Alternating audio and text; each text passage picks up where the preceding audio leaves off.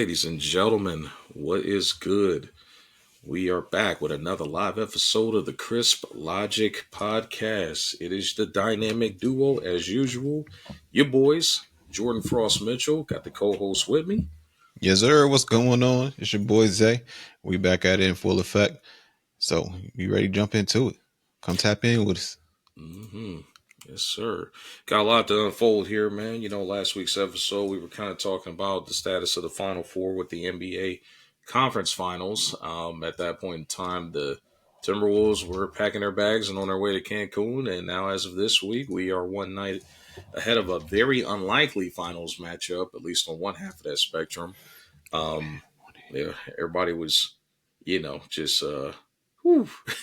Let's just say, it went from orange and blue skies to orange and blue cries, literally. Because I think a lot of us hoped and thought that the Knicks were going to be the ones, but the Indiana Pacers have defied the odds, representing the Eastern Conference in the NBA Finals against what a lot of us had picked, the Oklahoma City Thunder, who consistently looked like the best team in the league. They are now punching their second ticket to the NBA Finals as the Thunder, that is. First time with them being there since 2012, since the Kevin Durant, James Harden, and Russell Westbrook era. Now led by the reigning, newly minted league MVP, Shai Gilgeous-Alexander. Yes, sir. And their SGA. crew. I mean, he's facing off against, let's just say the now resurgent Tyrese Haliburton, aka What the Haliburton. What the hell? You know what I'm saying? What the hell? And I think that's a perfect description as to how we got here. The Pacers, literally, what the helly? How in the helly did they get here? How did they cut through the East and become the surprise pick to land in the finals? Man, your thoughts? We pretty much just said it. What the helly? What the Haliburton? Like he took everything everybody was saying about him all year. That he taking that step back. He wasn't this star that people thought that he was. His numbers did take a step back in the regular season, but he became a stone cold assassin in the first 3 rounds of these playoffs. He's done it every single round, game winners, taking over games. I'm somewhat with Tyrese with the snub of being Eastern Conference Finals MVP. Like, Siakam did have 2 big games, but they don't win that series without Tyrese. He's the catalyst. He is the engine. Like, like he's the engine. You might be even able to say he's the heart and soul, because when he doesn't show up, the team disappears. Like, the one game that they got blew out in, I think he only had like 11 points, 4 or 5 assists. It's like, he is a big part, heart and soul of that team. So it's big for him.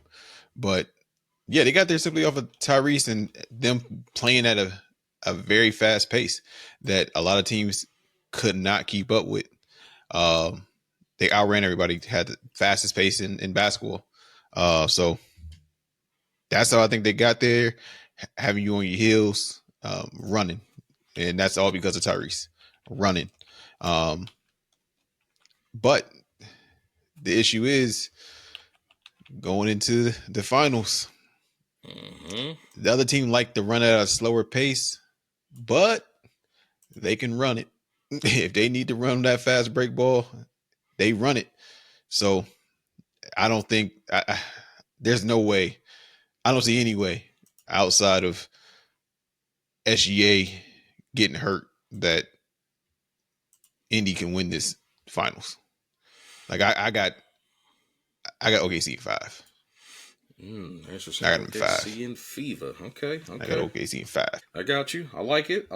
In agreement. I did not expect the Pacers to get here, at least, if I'm going to be honest, before the playoffs started. Definitely was not one of my teams that, was one of my picks. Of course, I was holding out hope that my Orlando Magic was going to make some noise, but I know they several pieces away from being a true contender in the East. But nonetheless, didn't expect Indy to get to this point, man. But I think it became very clear once they had gotten past the Cavs and impressively dismantling them. Even when they got their guys back, man, they just beat the bejesus out the Cavs, man, and they really kind of went out and jumped on the Knicks and kind of put the Knicks out of their misery essentially. So it's like I didn't anticipate them getting here. It's crazy to see that they've gotten here, but nonetheless, they're here. Pacers are here. The Pacers are a legit threat. Will they beat the Thunder? I gotta still take the safe money on this and go with the Thunder just because of how strong this team is defensively. I mean, like, bottom line, they got 8 guys, man, that can defend multiple positions. And that's just what it comes down to. They can blitz the heck out of even the most savvy ball handlers. So um, I'm gonna probably go a little bit broader and give them a little bit more respect. I'm gonna say OKC in 6 as far as this series goes, because I think that at the pace that Indiana plays at and their ability to play effective defense, force turnovers, and they got a lot of guys that can knock down shots, man. And the one guy for them that's really surprising me here, which I'm actually glad that Jay Bell did, come in there and point that out, is Pascal Siakam, man. Like that, he's been a guy that I just didn't know in general, and I'm just talking about his general career, like if he was going to be worthy of being like a max caliber player, but he has fit in perfectly with this team and has provided them some good like scoring, man. He's an underrated rebounder for them. He's just a high energy guy. I mean, he's looking just as effective here as he was in Toronto, which lets me know he's just not a system player. He's just a guy that can play basketball well in many facets of the game in general. Well, jumping real quick, like even though I mentioned Tyrese should have won Eastern Conference Final, that's not me stating that Siakam didn't play well. He did not show up, but 2 of the games he only showed up with 16 points, which is doing something.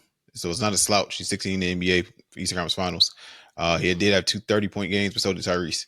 And Tyrese also had a 35, 14, and 12 rebounds and no turnovers in one of these games in the Eastern Conference Finals. Yeah. So you also have to mention that as well. So I think the MVP should have went to Tyrese, but Siakam has proven that he's battle tested before. Like I know a lot of people like to give Kawhi the nod for that title run in Toronto, but Siakam and Van Vliet is the real reason they won that title versus Golden State, and the injuries. But they're the reason. Like Van Vliet, he the reason. That's the reason he's $100 million man now. It's because of that series. The reason he became a one-time All-Star because of that series. It told them that we don't need Lowry anymore. Bye. Basically. So he's done it before. He showed up in big-time situations. I don't think he's going to disappear in the Eastern Conference Finals, but he does have a tough matchup with Holmgren, like with the size and length that Holmgren's going to present on the defensive side. I don't think to me, he's not a great rebounder. For him to be a power forward, he averages about 5.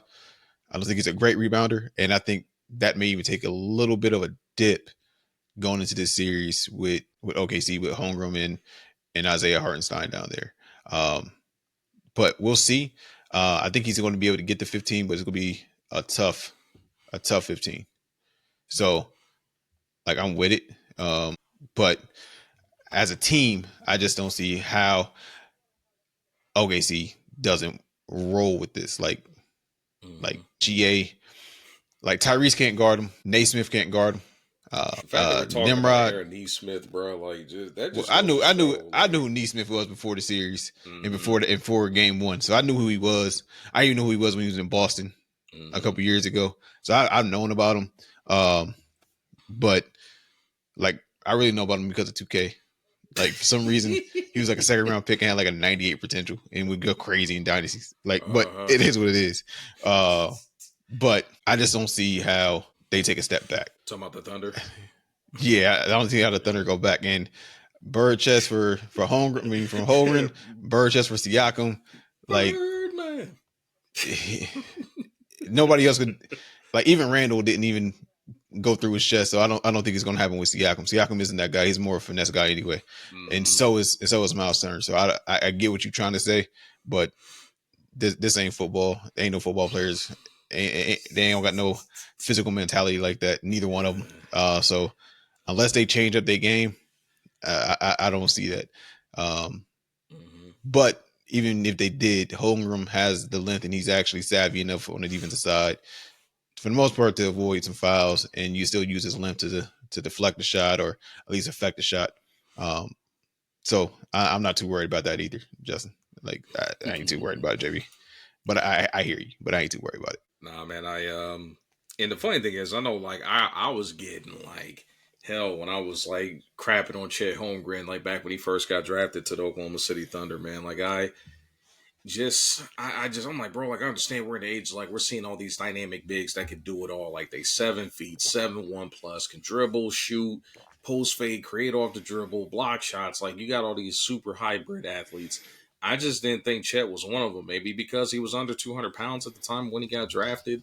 But and it's funny how, like, initially out the gate I was looking like a prophet for a second because he did get hurt in the summer league joint. But He was um, killing in that summer league he too, was right up until he went against a grown man with a grown man body and old man bro. He stepped James. on his foot, bro. I don't hear no grown man body. Like I'm just that's a saying. crazy. That's crazy. I mean, but he's still, bro. I mean, bottom line, you ain't even 200 pounds. You going to you run into a tank like, hey, Stepped on don't his foot.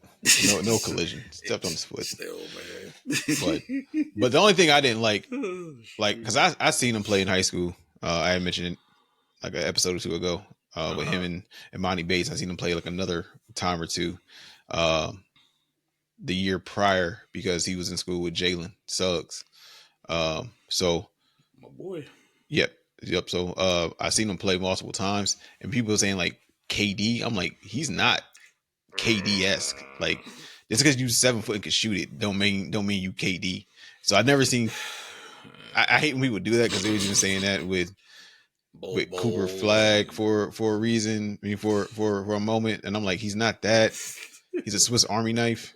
Like Right. he's good at everything. He's a jack of all Mm-hmm. trades type of a guy. But I did never seen KD, and I was like in the NBA, he's gonna be like a defender more than anything, Mm-hmm. and that's really what he is. Like he's a defender that can give you 15 points, and Mm-hmm. as long as he stays healthy, he's gonna be around for a while. No doubt. And I still think there's a lot of upside to his game too. I mean, as long as he continues to work on, his body still continue to get physically stronger without like putting on a ton of weight. Um, he can still like do a lot of things, and he's the dynamic weapon that most teams typically need. Man, I mean, bottom line, if you can defend the rim, move around, create your own shot, stretch the floor, you gonna have a job in this NBA today. I mean, I mean, just look at how back in the day, like, and when I say back in the day, I'm talking like prior 2010, early 2000s, man, they used to crucify stretch bigs like the Al Horfords and the Rasheed Wallaces of the world. And even then, they was calling Dirk soft back then. But like, as you saw over time, as the game adjusted, like bottom line, that ability to stretch the floor and defend the rim just became like a must have asset, it's quite, Facts, and also to circle back and answer comment on one of the comments. I actually agree with that. He's not a one or two offensively. mhm. Not Holmgren. yet, at Like least. I, Yeah. I I agree with that. I don't think he'll never reach a one Oh, no. offensively, in my No. opinion. At best two. Um, but to me, he's a great third or fourth offensive option, and him being the primary rim protector for a team, and that will get him far. I think he needs to up his overall rebounding output just Mm-hmm. a little bit, but I think that'll come over time. Like he's done it in the playoffs, so he's up to about 9 a game the last series versus Yep. Minnesota. So Mm-hmm. as long as he keeps that uptick, that's going to be the biggest catalyst for him and OKC winning the ring. No doubt about it. Definitely in a great situation. Kind of going back to what JB is saying. Um, and here's the scary part. Like, I know I've been talking about it for a couple of episodes now in a row, bro. Like, they haven't really even scratched the surface of how good they can be. Like, this team is still very young. I think they got the right group of veterans surrounding them, like, Hardenstein, Caruso, guys like that. And we got to be honest, man. just having a guy like Alice Caruso that can rotate in and out like off your bench is like very helpful. Like as far, especially when maintaining perimeter defensive depth. Like bottom line, you don't have to run your guys into the ground. Then you got like bulldogs out there on the wing like Dort and Williams. Like that's a balanced breakfast over there at OKC that you got to deal with. Like, Nah, it's a full balanced breakfast. You're right, uh, but the thing is, if you actually watch OKC, mm-hmm, that full balanced breakfast is really a home special. Russo getting missing whenever mm-hmm. they leave OKC. He get missing. True. Um, so and that's but it's the same thing for McConnell. Whenever he leave Indy, he get Mm-hmm, missing. So it's just it's in his fat and true to them being role players. So, mm-hmm. but Caruso is a great defender. I think Isaiah Joe needs to step up a little bit this series off the bench. So who else off the bench? Wiggins is going to probably have to play a little bit more meaningful minutes. Yeah, So, Wallace too. so yeah, but I mean, but that's what they do. They go anywhere from 9 to 10 deep, bro, and that's the scary part. They don't miss a lot of production. So as much as people want to say like SGA's makes them go, and he does. I mean, he is the difference maker between them being like a fringe playoff team and then being a absolute like dominant team. Like the dude can go out and get you like a damn near triple double and like not be at risk of like shooting you out of the game, putting up that kind of volume, man. And the biggest thing I love about SGA in particular, bro, and I think you highlighted it too, it's the return of the mid range game, bro. We ain't living out there on that doggone perimeter and jacking up a ton of threes at the. I don't know if it's the return of it though. Like Mm-hmm, Jeff Teague hit on it. Like people saying they hate SGA style. I've heard people say it multiple times. mm-hmm, I love it. It's what basketball is to me. At least growing up with me being a Kobe guy, watching not really watching Jordan, but at least highlights of Jordan, and growing mm-hmm. up with my uncle and him talking about Jordan all the time. That's what wins, man. That's what wins. Uh, But like SGA he's simply the best player in basketball, and they don't have an answer for him. mm-hmm. So I I don't know, man. Like No chance for what the hell, Burton? no, like not.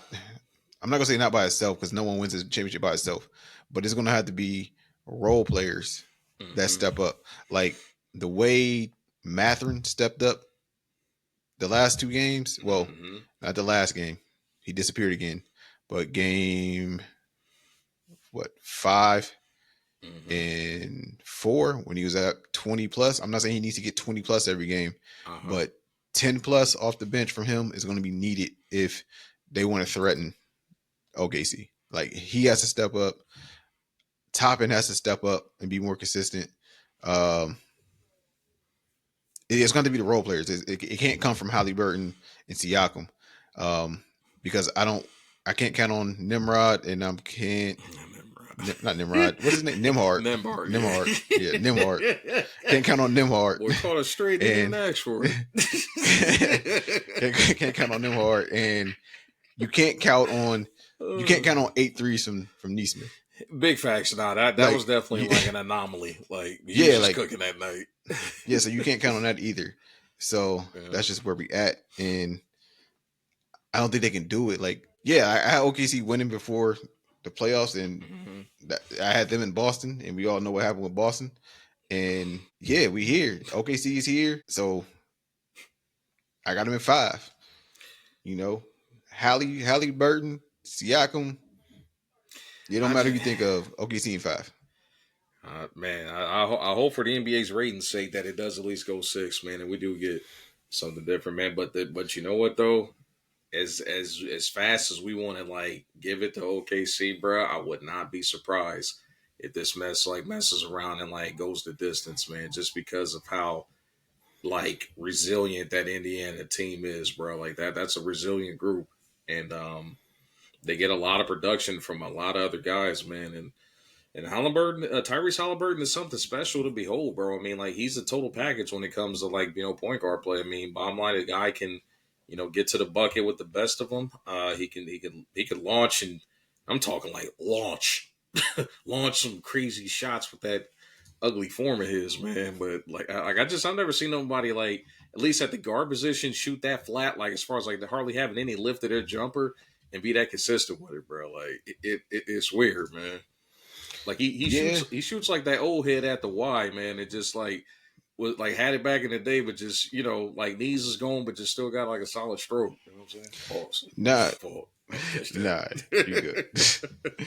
Nah, but I think that's also part of the issue. Like, you don't always have to change someone's playing style. Like, Mm-hmm. it's not always needed. And sometimes, or not being playing style, their shooting style.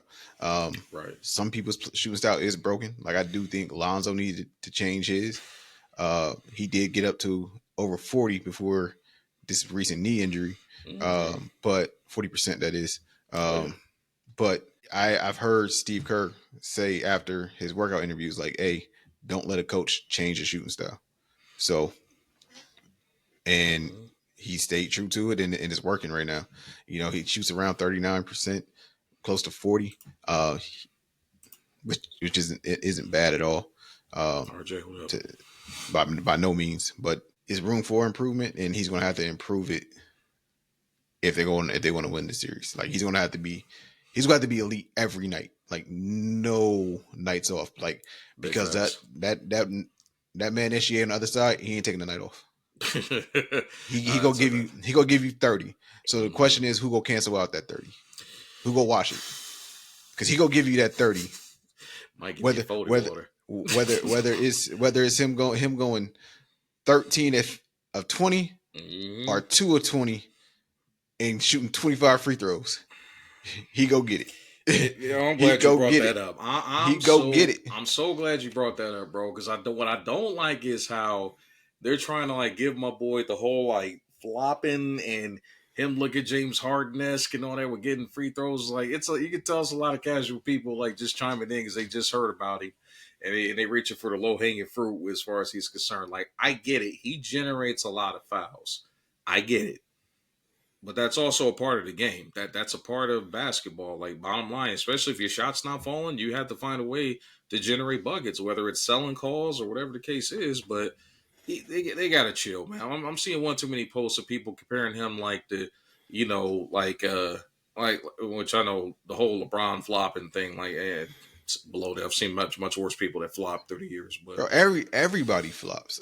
Like facts, everybody has to sell like calls. like Yeah. like even Jokic sells calls. Mm-hmm. Like, everybody sells calls, and like, that's not Yeah. even a shot at Jokic. Like, Yeah. everybody sells calls. It's just a part of the game. Yep. Like, Jordan sold calls. Let's be real. And Jordan got to the point that Oh, be his careful, sale man. calls was his sale calls got to the point. Yo, I've seen clips. Them not actually, he didn't even sell it. He just looked at the ref and say, "Hey, that was a goddamn foul. That was a goddamn foul. That was a foul, Mike. That was 30 seconds ago. All right, foul." Oh Like man, Mike boy. Mike got the ultimate Ooh, calls. Like, superstar. no one else got calls like him. And Insane, bro. but I ain't mad at it. If you got it like that, you got that cachet. Mm-hmm. And acting Play ability. on that. Play on that. As far Like, as sports goes, he wasn't the best of actors on the big screen, but he's an athlete. He's a billionaire. He doesn't have to mm-hmm. be. Guess what? Facts. I guarantee you, he did numbers at the Baucus off the steal, Oh, we and it know he did. did. Hey, oh, Exactly. absolutely. I Exactly. was So it that don't was a matter. peak. Yeah, no Did doubt. did did he did he provide results? Yes, he did. He only had to do it once. So Mm-hmm. I ain't mad at it. I was a Mm-hmm. big fan of Space Jams. Me too. I still am, bro. Like that's one of those. Like if it's on right now, I will probably stop and give it a couple of minutes. If not, get hooked for the whole thing. If I ain't got the head into work, so no, I'm with it. Still does. I mean, and at the end of the day, he's playing himself. Like I remember a lot of people like be killing him for bad acting. I'm like, yo, he's playing himself. Like, But that's actually what kind of makes it bad, because you did like a bad mic. Like, like you a bad played mic is crazy. you played a bad mic, and you might like That is one hell of a take there, sir. That might go down in history, bro. Playing a you bad play. mic by mic is crazy. So you played a bad mic. So so it is what it is. That is crazy, bro. Hey man, it's what it was, bro. He played a bad mic, but it is what it Oh is. shoot. He said he played a bad mic, he played himself. That's crazy, bro. Oh shoot. Nah, no doubt, man. But nonetheless, man, in selling calls has been a part of the game. Like Squad as is kept. God rest his soul. He's a legend. He's one of the greatest to ever do it. But we all know even the late great Kobe Bryant used to sell some calls, with that Nah, it's whole part of the like game. pump Like, fake, pump fake, get somebody hands up and then do the whole raise the shot up and get hit on the arm like nah, everybody sold but calls. it's Like, good basketball tactics if you ask me. that's you just knowing the rules and you making the refs respect it. Like, Uh-huh. nah, he got to foul me. Mhm. I have a right to this position here, and I go up. Hey, his arm is here. Contact is foul. Put me on the line. I'm fine with No all that. doubt. No I'm doubt fine with all about that. it, Like, man. No doubt about it. because My thing 30 is is 30. 30 points is 30 points. because And that's all people gonna care about at the end of the day. If you drop 30 and you got that W, especially in the postseason, that's what matters. Which yeah, I think. you can go and say, I ain't flopping. Somebody's like, oh, he ain't flopping, he ain't this, he ain't that. That's fine. Mm. And you drop 50 and lose, i.e. Mitchell, Yeah, yeah, then yeah. what? Oh, my fifth cousin, man. Oh, you Mm. fifth cousin now, huh? Yeah. Oh no, Now you fifth. he always been fifth, bro. He don't drop down a couple pegs. He was your Oh third cousin, shit. episode 6. Like, Who knows, man? He might be second removal. The next season starts. You know what I'm saying? yeah, it's But nah, crazy. man, man. Shout out to Spider, man. I hope the Caps come back, man. It's good for basketball if they do, I man. just hope they keep the core intact, but Mm-hmm. I kind of don't see how it happens. Mm-hmm. But we'll see. In the next couple months, only time will tell. It's a lot of potential shakeups coming this offseason. We going to actually hit that before we wrap up the episode, man. But nonetheless, I'm excited for the NBA Finals, man. If y'all don't know, the finals will be starting tonight in prime time. So it's gonna be Ain't tomorrow? tomorrow, man. Yeah. I think you just said tonight. That's why. Did I say tonight? Yeah, you said like My tomorrow, fault. Thursday. No, it's definitely tomorrow. Yeah, my Yeah, fault if I said Thursday that. the 5th, My guys. bad. Yeah, definitely Thursday the NBC, 5th. I believe. Yeah. Mm-hmm. No, not NBC. Oh, whoa. ABC. ABC.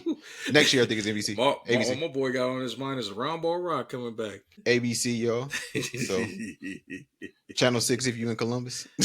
Shout out to the 614, man. Appreciate y'all pouring in and representing for the boys, man. Big shout out to the home city, man. But nonetheless, y'all, we definitely be sure to tune in tomorrow night, man. The NBA Finals is going to be kicking off prime time on ABC. And speaking of prime time and kicking off, or getting kicked out at this point, I think it's a good way to segue to our next subject, man. And obviously, with the Indiana Pacers surprisingly getting to the NBA Finals, that also indicates that the New York Knicks officially have punched their ticket to Expedia, Booking.com, Priceline, whatever way you want to spin it. They are on their way to some island retreat and getting out of the smog and pace of New York City. Unfortunately, one person out of that group will not be back next season. Just fresh off the presses in the last 24 to 48 hours, Tom Thibodeau was relieved of his duties as the head coach of the New York Knicks. Thibs been there for 5 seasons in total, and this is a very polarizing subject because there's several ways to look at this, and I'm going to take my first crack Mm-hmm. at the whole situation in Have at general. it. It's I'm legit torn, but I understand why they had to make the move. Um, as great as this season was, they got to the Eastern Conference Finals, yes.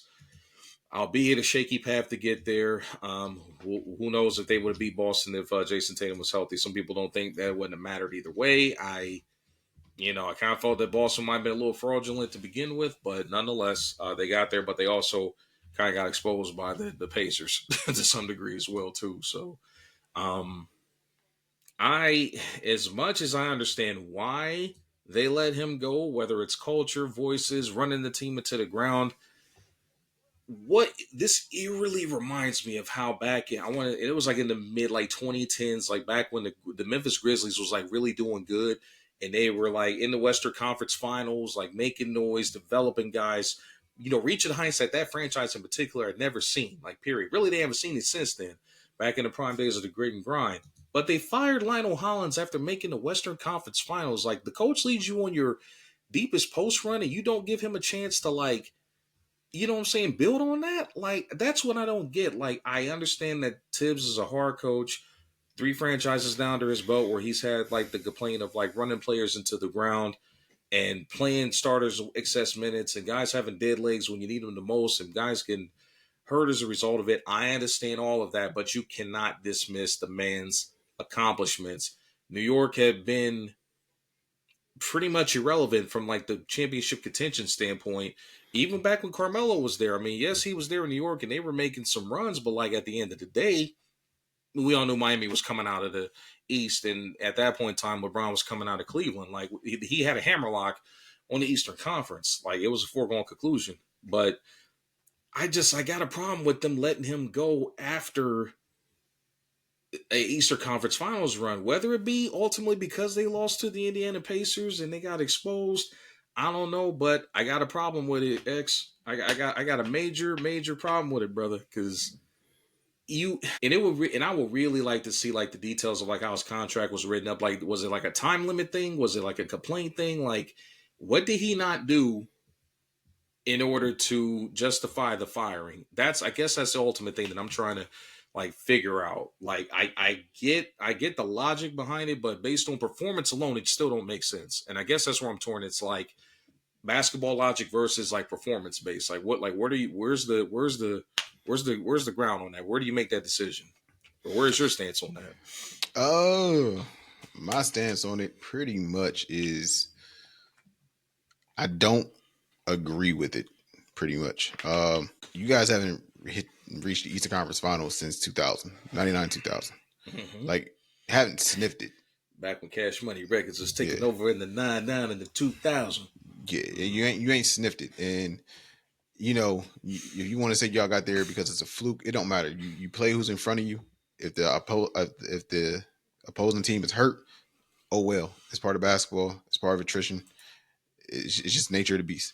So Mm-hmm. I'm not gonna say they didn't deserve to be there. They won the games that were in front of them. Um, and you can say like they were favored versus Indy. So you want to be like, oh, you lost the series where you were favored. Okay, you won a series where you're the underdogs. Like, okay, is that an equivalent exchange? Like, does Tibbs get fired if they don't make the Eastern Conference Final? I don't think so. Which is odd to say. Like, I don't think so.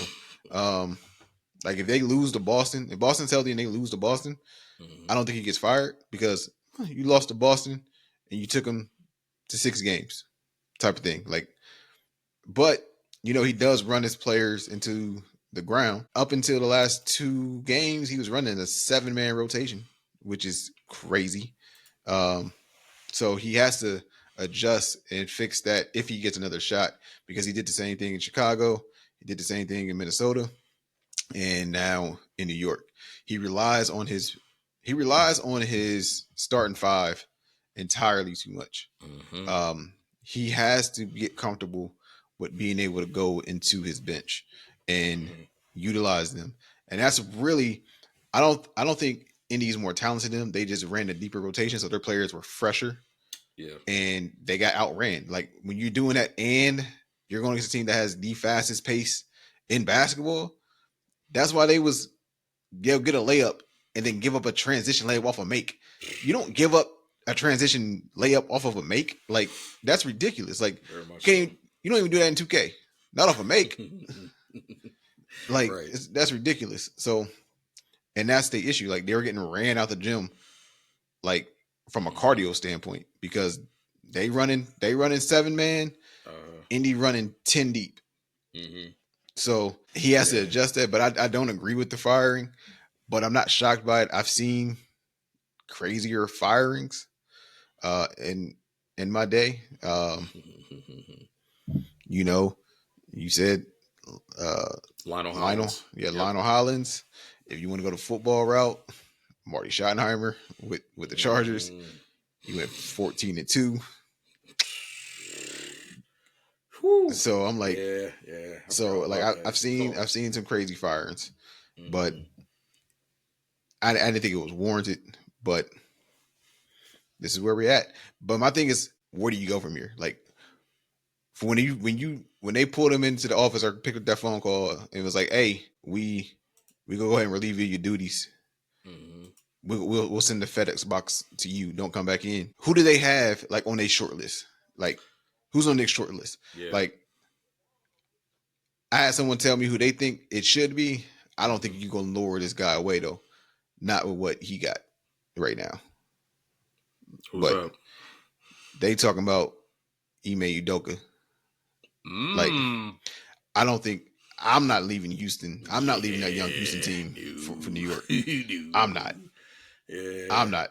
Because at the same time, I'm looking at like I built this shit brick by brick. Brick. That's right. So, seven game exit to against a Golden State Warriors like veteran laden team, and you was right there in the thick of it in the game 7. Nah, the boys just getting started. Number two seed in the West. On top of that, yeah, I don't think they leave. I don't leave. I don't leave. I don't leave Houston for New York in that situation. mm-hmm. I don't. But like who's your short list? Yeah. Are you gonna bank on a young, unproven assistant? Like, is that what you go bank on? That's what the Phoenix Suns are doing with Jordan out of Cleveland. I question that hiring, but I'm not mad at Ishbia. Another story for another day. I don't even know who they are. One of the Cavs assistants is Jordan young prodigy. But hey, and here's the funny part. Even I know we're kind of getting off, but they interviewed 15 people, and Devin Booker apparently chimed in on that whole ordeal and gave them the blessing to hire Jordan. So I don't know what that. Never heard him. Jordan, never heard of him. but nah. I think given how that team is assembled, you got to come in with somebody that is either going to not necessarily sustain the culture, but it's to enhance the culture. There's a couple of guys on the short list. Like the number one guy that a lot of people are floating around right now is Mike Malone. And I'm not necessarily mad at that pick, but you do have to question whether he is the right move, considering the rumors and everything that you heard flying around about his exit from Denver, that being an extremely toxic situation between, him in the front office and all that. I tell you this, Mm-hmm. he may be the one to get the most out of Cat. He has I always agree. gotten the most out of his bigs. Like Facts. DeMarcus, he's responsible for unlocking DeMarcus. Yep. He's Facts. responsible for unlocking Jokic. Mm-hmm. And now they have Cat. And you have, in essence, they have the footprint to be Nuggets 2.0. Nuggets East. I ain't gonna say 2.0 because 2.0 it means an upgrade, and Cat isn't a upgrade of Jokic. So close. I'm not gonna say a 2.0, but I do think Brunson is better than Murray. So Agreed. That's where you can make up that divide. Mm-hmm. Yet Murray ain't a slouch, but I think Brunson's better than Murray right now. And you can they make have athletic wings, just like Denver. With Braun and Gordon, and when they got that OG and Mikal Bridges. So I could see Mike fitting in personnel wise, and he also didn't utilize that bench that they have, like a McBride. He'll be able to tap into that. So he may be the perfect hire. I could also see, just because of the way that the NBA loves him, but I don't know if he leaves that situation because the writing is kind of on the wall that it's not going to work. But Ty Lue, we'll love to see Ty Lue there, man, and actually, like oh, the Clippers, like he could possibly be a name that's thrown out there. I couldn't see a college coach. Like I couldn't see a college coach trying to take on that job because just the way that they are, I wouldn't be surprised they try to throw Jay Wright's name out there and fool him out of retirement. Even though I got Ohio State gear. It's basketball. No doubt. So That's uh, tough. it's Ohio State's not a basketball school, even though they've been to a Final Four, they're not a basketball school. So I get it. Just like I like Michigan, but I'm a Cal I'm a Cal Calipari fan. I like how Mm. so I kind of follow Cal. Memphis, that's when I really locked in when he was at Memphis, the How Kentucky. could you not love that Memphis So, team, bro? Yeah. but I digress. But see, I don't see a college coach that would be willing to jump up to that market. Like, I just Hmm. don't. So is it probably is. It probably should be Mike Malone, but only time will tell. Hmm. I think Unless you that's try a to pull good. an assistant from OKC, since that's what we're doing now, pulling assistants from the number one teams in the conferences. Yeah, I'm not so sure if I'm ready to crown them as like a coach factory, kind of like how San Antonio has been. But I I, mean, at I least with wouldn't Kenny I Atkinson, wouldn't he's. call I wouldn't call Cleveland that. I'm not necessarily, but I know Kenny Atkinson's a damn good head coach at least. But don't know if I'm ready to like pick assistants from his coaching tree. But I know at least I know Kenny Atkinson's a proven head coach. Now hasn't won a championship yet, but he's been around championship culture. Has won a ring as an assistant, and I mean, bottom line, he coached a team that wound up getting D'Angelo Russell to become an All Star and make the playoffs when they had a bunch of like puppies on their roster. When the Brooklyn, you know what I'm saying, before the whole Brooklyn Nets, trade with getting Kevin Durant out there and all that stuff. But nonetheless, now Mike Malone is probably the main guy. I mean, there's also the availability of a Mike Budenholzer, also another coach out there that's available that's got head coaching experience. And it's crazy, bro, that the Suns have ripped through four head coaches in the past 4 years. That still isn't sitting right with me, but nonetheless. That Mike they Buden, just haven't hired well. Like, well, yeah, that's another thing too. Everybody's been a bad fit. Like it's always been defensive minded coaches when you got offensive minded guys and hardly no two way players. And I mean, Phoenix is just a dumpster fire. Like one of these days, I'm gonna go digging through the rubbish, and I'm gonna bring up everything that I was like throwing out there on social media when I kept saying it wasn't gonna work with Bradley Beal and Devin Booker's not a point guard. You know what I mean? But I'll say that for another day. nah, like, well, it's just facts. Like, facts is what it is. But there Like, was you people that can't. was really believing that he was though, bro. Like, So the thing is, like, he's not a traditional point guard. Like, yeah, you're right mm, in that sense, but he can play the point, but that's not his primary. He's an off ball guard. Like, mm-hmm. he's a two guard. He's a scoring guard. Um, I kind of figured that. I knew the Bill thing wasn't going to work because you got two off ball guards, like two scoring guards. All Like, I ball knew that guns wasn't going that to work. you know what I mean that let that gun go. And Bill also is not a great defender, and he also stays hurt. So I knew that wasn't going to work. Um, but also I kind of felt that this was going to come after they fired Monty. Like, Monty shouldn't have got fired either. Didn't Like, deserve to get fired. and they've been in turmoil ever since. Granted, Monty, I ain't gonna say Monty didn't deserve to get fired in Detroit, but Well, Monty walked out there with a high school team, basically. He walked in with a high school team with Cade Cunningham, and it was like, "Hey, win some games." they dropped my boy off uh, in a war zone like matchup, bro, with absolutely no bullets and like out there on the like with no buildings to even get ammo, and like the whole team was like surrounded around him, bro. Like he was doomed, bro. Like he was doomed. Like Detroit Yep. at that point in time was a dumpster fire, bad fit, bad. It was just bad. Some coaches just simply don't fit. Just like the three coaches they've had in there with Phoenix since then: Frank Vogel, Buds, and yeah, it's just been bad hire after bad hire, man. Like this has been nonsense. Yep. But with the Knicks, man, I'm actually going to throw out a name, and I think that yeah, obviously it's going to come with some heavy PR baggage, but I think it's the perfect situation to make Knicks fans happy, and they know they got a guy that could help enhance where they are at and potentially get them over the hump. this is and I don't know who's in charge of like hiring for them. This is the perfect time to bring in a New York Knicks legend as the head coach, Mark Jackson. Perfect time to do it.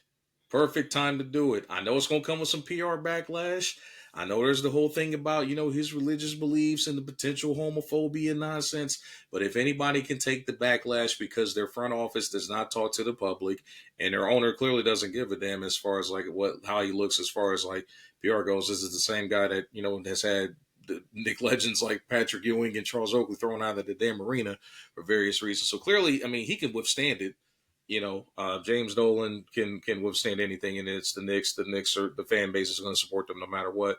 Perfect time to bring in Mark Jackson. If you ask me, at least, if you're going to make a pivot and do something and look good and actually come out as heroes to your fan base, Mark Jackson's a possibility, at least if it's me. Now I hear that, but I think that ship sailed. Oh, I thought you was gonna rock with me on that one, but I'm not. Like I would have if it was like 10 years ago. Like it's like unfortunately it has been that long. It's been longer actually, but yeah, like that's what I'm saying. Like it's over with. Hold on, man. It's over with. You saying it's over with? Like he Colin Kaepernick and he like can't come back and play quarterback? We talking about coaching here. It's over with. It's over with. Like let's just. And I hate to say it's over with. Like it'd be a good come home story, and then it would stop. But then at the same time, he's not even announcing anymore. I'm not gonna say he can't adjust with the game, but is he adjusting with the current game of today? We don't know. I mean, but like, yeah, I hear you there. But at the same time, though, he went from being, like an analyst right into that coaching job with the Warriors too, and got those guys into like on the fringe of being a championship contender before he was ousted in that 2014 offseason. So I mean, the guy knows basketball. He knows basketball. He's one hell of a motivator, and I think he could connect with those guys, man. Especially having like New York Nick based New York City-esque roots. I mean, the guy is New York through and through. When you think about it, heck, I mean, that's a New York basketball legend.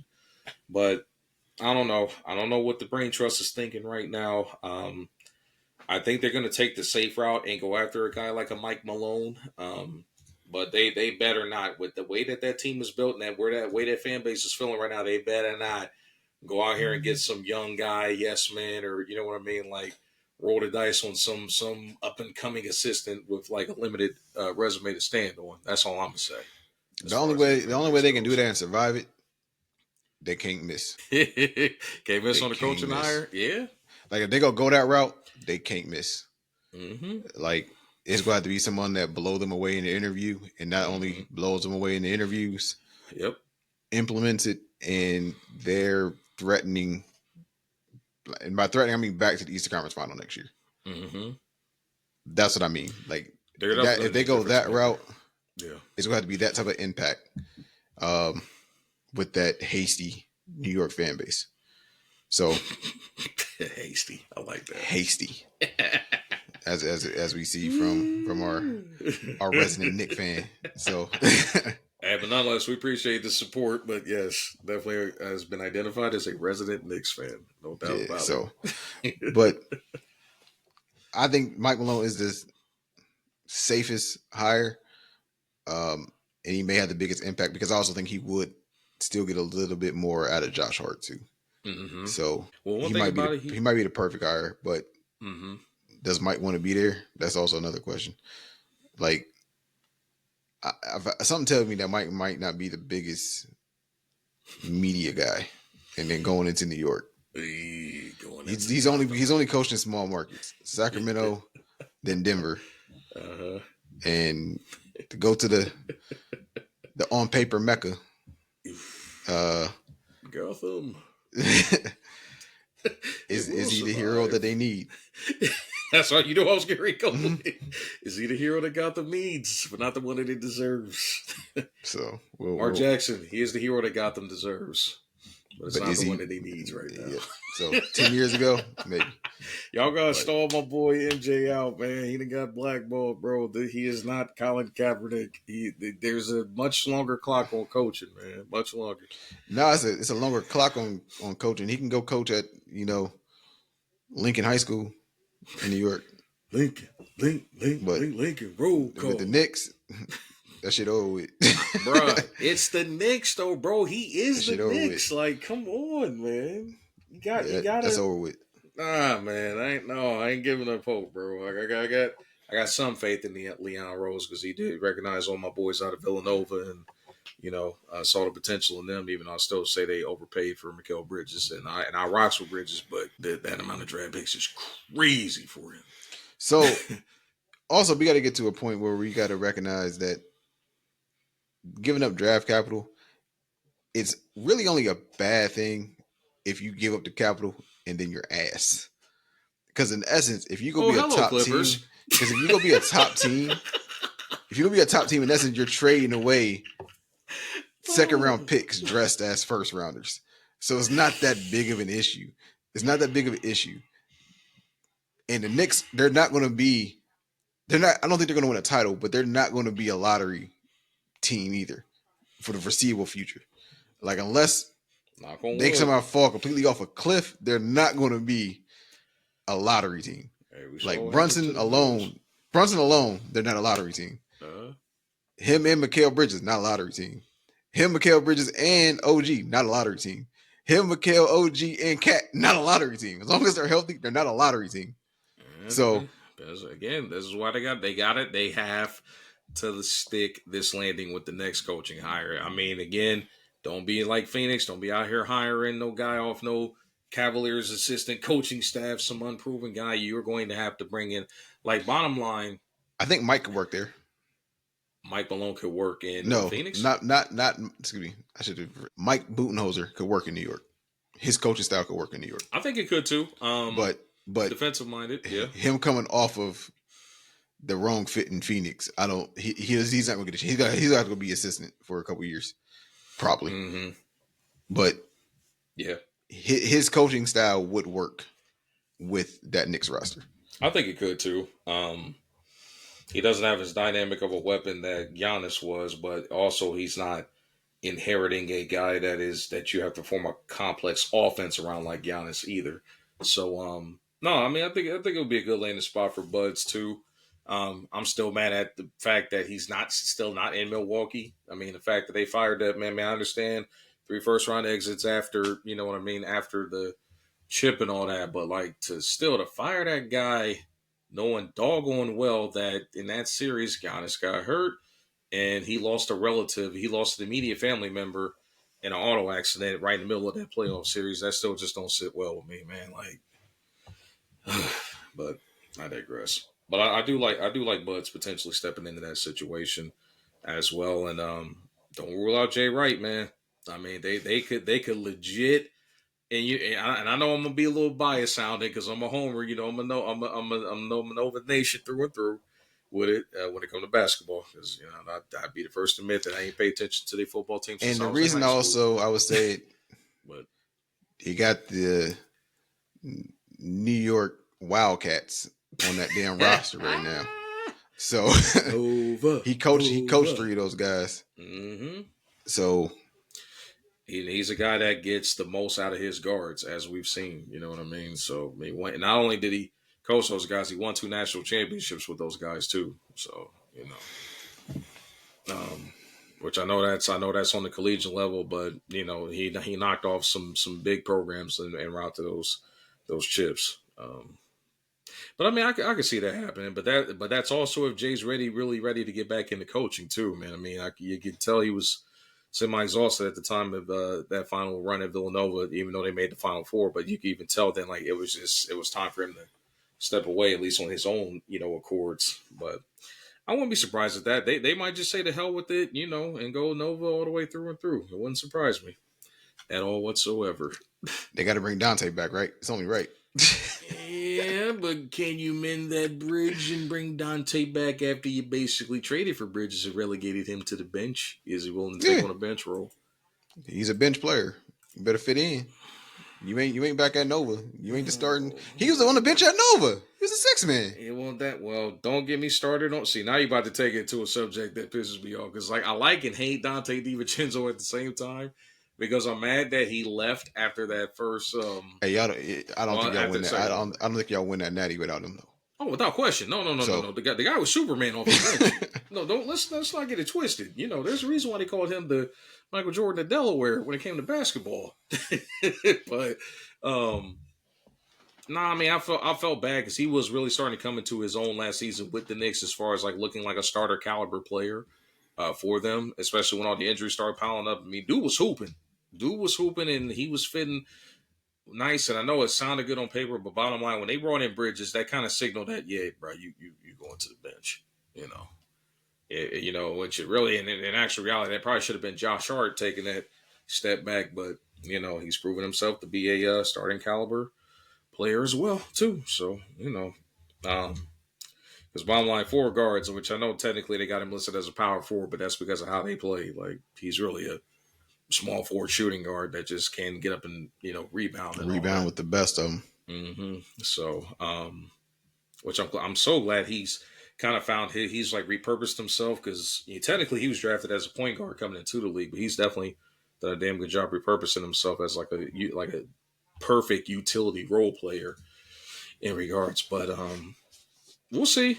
We'll see. We'll see what happens. The Knicks have to get it right because you can't bring in no guy and fall out of not even making it to the playoffs or getting bounced in the play-in or even first round exit. The standard has been set: Eastern Conference Finals or bust, and it's even more so evident at the fact it's got to go that route because who else in the East right now looks like a surefire lock to get back and be in that Final Four mix?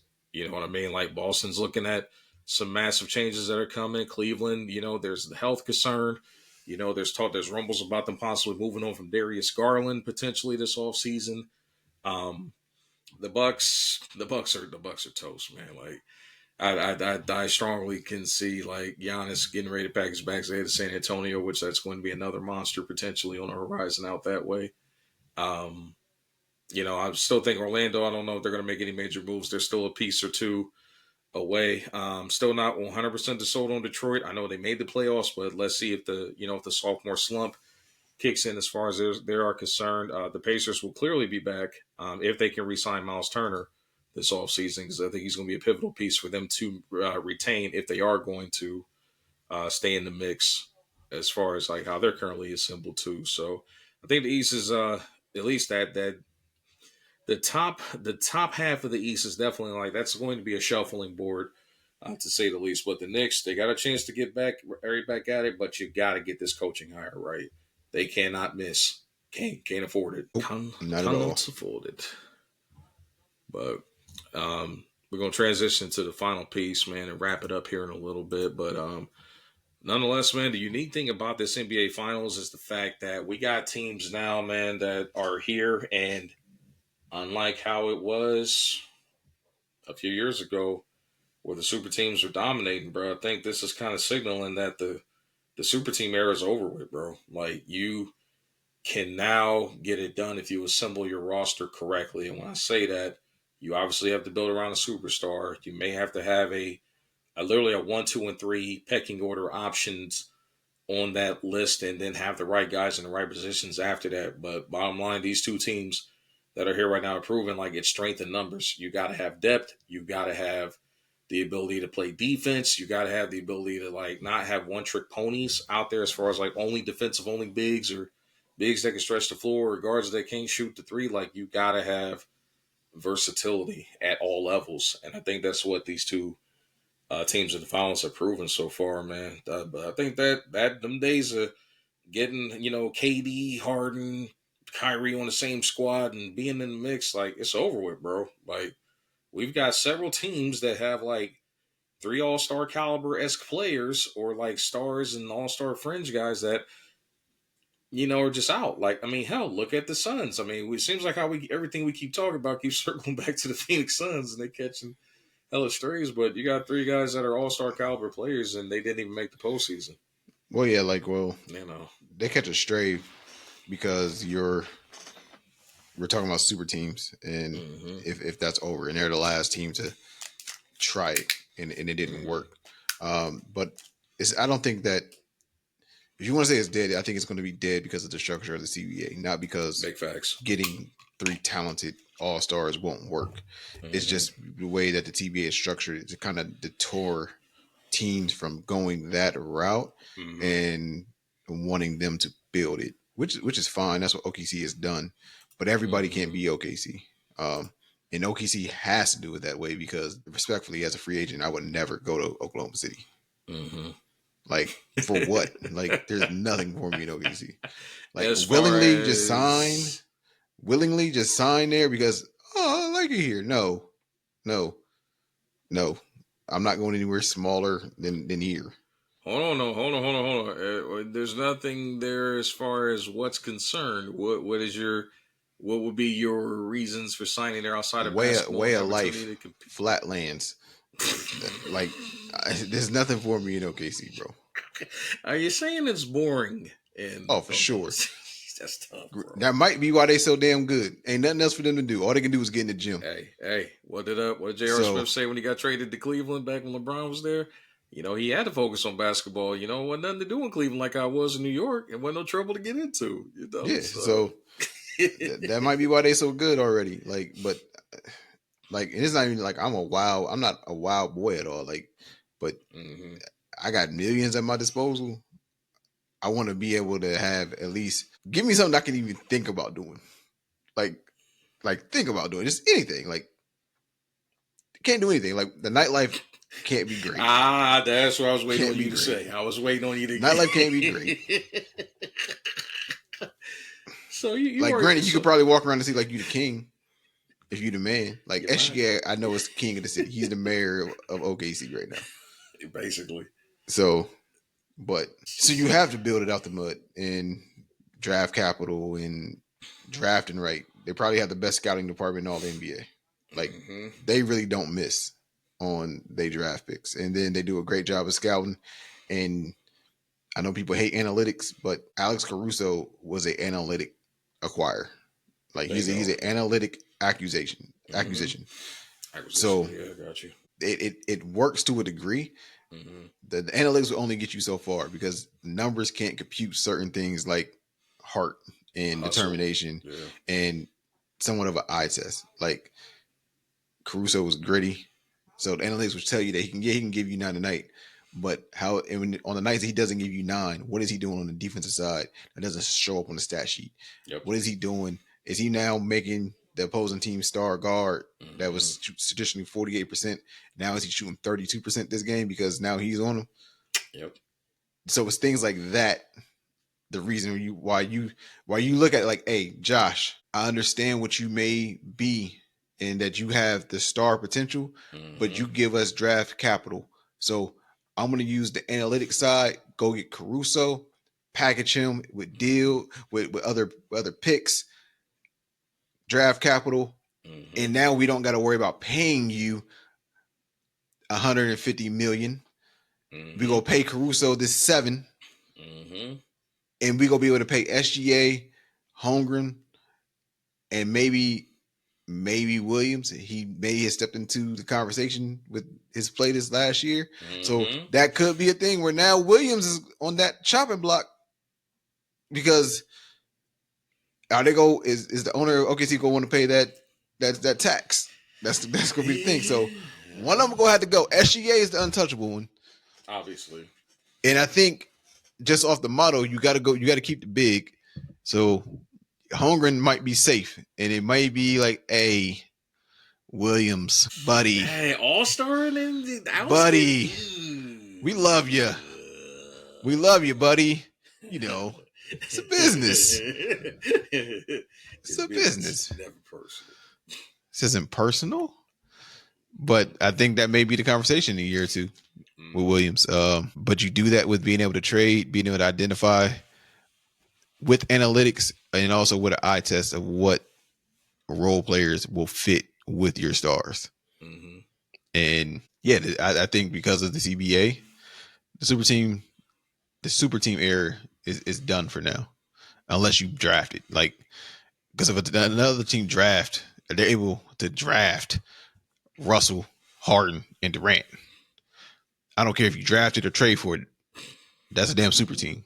So if you're able to draft that and keep them, they're a super team. Yeah. Like Boston, if they were able to draft another piece, they will be a super team. And they're damn near a super team with not the big three, but like you're gonna be hard to find a better five than White, Tatum, Brown, Porzingis. Like that's Derek White, gold medalist. Yeah, see, you brought medalist. That up. Nah, man, you brought that nonsense up too. Should have been Jaylen Brown, bro. That's fine. Hey, guess what? He's still in that same roster. Yeah, but still, man. And man, what a and he showed up in the playoffs when Tatum went down. He was cooking. He was cooking. So you can say what you want. You can say what you want. White, bro. Hey, he would have been. Y'all would have benefited from Derek White this year. Oh, don't do that, bro. Don't do that. Bro. I don't want to hear that come from you. I'd rather lay $1 million bricks than sign that guy for that much money. The fact that he he good. He good, bro. He good, bro. He cut that bullshit off his head. He good. Yeah, still, he good now. He baldy. He baldy. He good. He cut that shit off his head. He good, bro. That damn headband put LeBron's headband height to shame. No, he good. He good, bro. He cut that shit off his head. He good now. He good. I'm sorry, man. Like, respectfully, when I say this, we all know good and damn well he shouldn't have not been on that Olympic team, bro. Like, that should have been Jaylen Brown. Like, I'd feel some type of way if I was Jaylen Brown, bro, like, playing. But, I get it. That is another conversation from the political aspect that is for another day as to why he was not called up and they called Derek freaking White to go play for that team, bro. Like, that still baffles me to this day. That's crazy how we got on that subject. And you definitely, as soon as you brought that damn gold medal, that triggered. Bullshit. You be all right, nickel. Complete dog shit. You be all right. Yeah, I know. You shot every day, B. You be all right. You tough, right? But nonetheless, y'all, man, we're going to get ready to bring it to a close here. We appreciate everybody tapping in and rocking with the boys as usual. Next episode, next week, we are going to be briefly discussing the NBA because the finals will have been well underway at that point. But I think it's time to get some music in the building. And let's just say we got some Mo beef to discuss heading into next week's episode. So be sure to tune in for that. We're going to be switching gears for those that may or may not be tired of us talking ball. But, we're going to definitely tap in about the finals and get where they at. And then we're going to talk about some music, man. Yeah, we definitely going to talk about that TD East. So we definitely gonna talk about it. Definitely. But like, be locked in with us, continue to tap in with us, and continue to show us your support and allowing us to pour into you guys. Like I said last week, we are looking for collaborators. I have a couple people in mind. We have potentially some great opportunities coming up, and hopefully to bring you that soon. Like I said, hopefully you guys continue to tap in and pour into us as we continue to pour into you guys. And we appreciate all the support, love from everybody out there. So, continue that. And we'll look forward to seeing you on the next episode. Me, your boy Zay, I am signing out. And yeah, Frost, if you got any other last words, we'll go ahead and wrap it up there. We're going to Gary calls it a wrap on that note. This has been another live episode of the Crisp Logic Podcast. Signing off, Zay and Frost. We're going to holler at y'all on the next episode. Y'all continue to be safe and be easy out there. Yes, sir. Yeah. Peace. Peace.